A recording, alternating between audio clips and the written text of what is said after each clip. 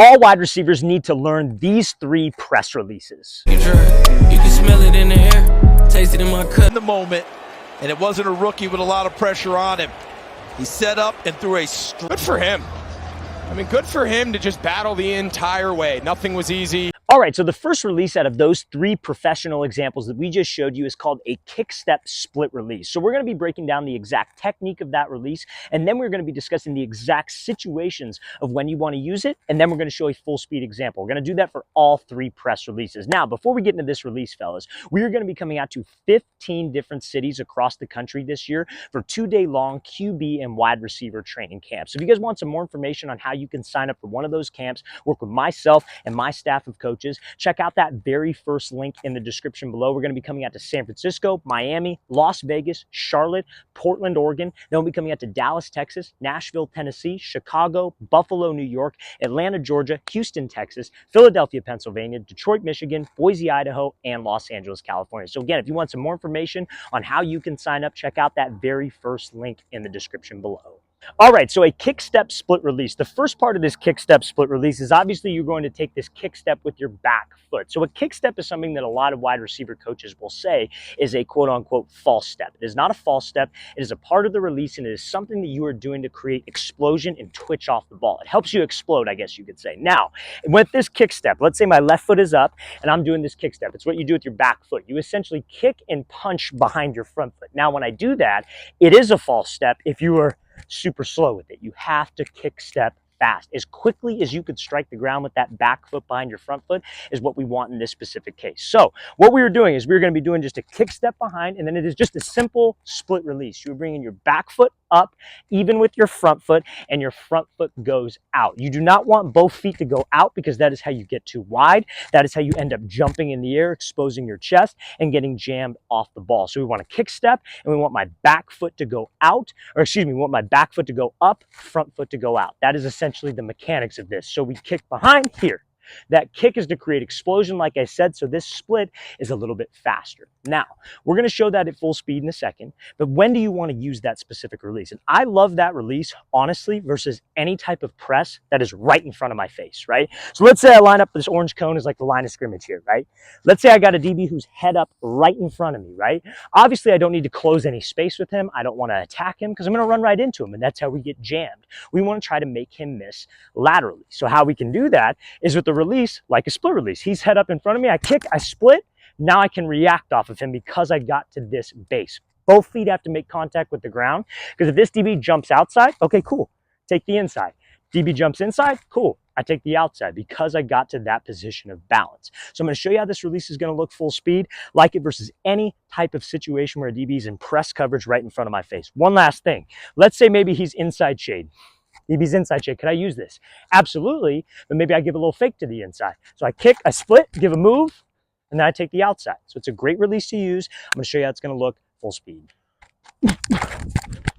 All right, guys, so the next release that I would like to talk about today is going to be this slide crossover release like we saw in that professional example from Amari Cooper. So we're going to talk about the technique of this, and then we're also going to be talking about the exact situation to use this. So you want to use this release on a slant route or a 5-yard in route. So the mechanics of this release is you're going to line up here. Your left foot is going to start this release. You could start this release with your back foot with a kick step like we just explained in that kick step split release, but this is going to be more so with the front foot just because I feel a little bit more comfortable with it. Either way is not right or wrong, but this is just what I feel more comfortable with and what I recommend.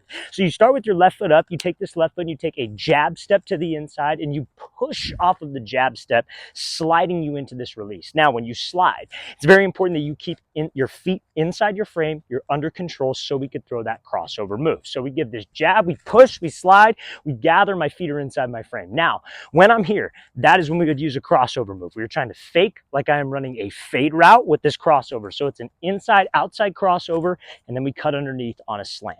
I'm going to show you how that's going to look full speed, obviously, but now I'm going to explain when you would use it. So we said slant or 5-yard in. You want to use it when the DB's inside shade on a slant or a 5-yard in, and when it takes a while to develop. So let's say I got to run a 3-step slant. DB's inside shade, but it's a first read situation. Quarterback is just catching it, 1 step, and throw. We're the first read. Want to do something faster than this slide release, probably something like a diamond release, right? I'm not going to be able to force the inside release because that DB's inside leverage. He's inside leverage for a reason. Don't let us go to the inside. So if he's not letting us go to the inside, he's going to get hands, reroute, screw up timing, but also can screw up spacing on the play. So what we would do is we would attack his outside shoulder for 3. We'd go 1, 2, 3, slip underneath, but it's faster paced. This is kind of a slower paced version of that. So we're trying to make this release look like that slide and go fade that you see guys like Justin Jefferson, Devontae Adams, Keenan Allen all use. Now we just are hoping that he jumps and I can run this slant route. So we come off the ball, we give that jab, we attack on a 45, cross, and run. We use it on slower developing plays so we can time up with the quarterback's footwork. Let me give you an example. Let's say it's an RPO, run pass option, right? Let's say the quarterback's here, you're out of the slot, you're running a slant. Quarterback, zone read fake, he's reading like an outside linebacker. Let's say you're on the outside. He's reading an outside linebacker. Outside linebacker crashes on the run, he flips his feet and throws a slant, right? We don't want to get to that window too fast because that could allow the DB to recover. So we don't want to use a faster pace release. We want to use a slower pace release like so. So that's why you would do it. That's when you do it. That's how you do it. Now I'm going to show you a full speed example.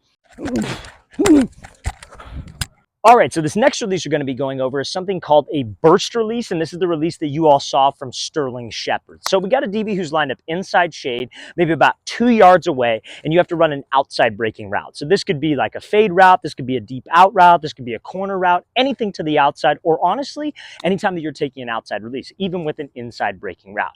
But the tempo of this release can change. If it's a route like a 10-yard out or like a quick post, you have to have a faster tempo on this. In the example we showed you, it was a goal line fade, so you could have a slower tempo, but more often than not, you want a faster tempo on this unless we are in the red zone. So the first step of this is you are going to step with your back foot, and it's going to be a punch step. Remember what we did on the slide release with your front foot, how you jabbed and pushed? That's essentially what you do, just with the back foot. So you're lined up here, you punch with the back foot. So you punch here and you reach. And what you were doing in this situation, because remember, we use this when the DB's 2 yards away.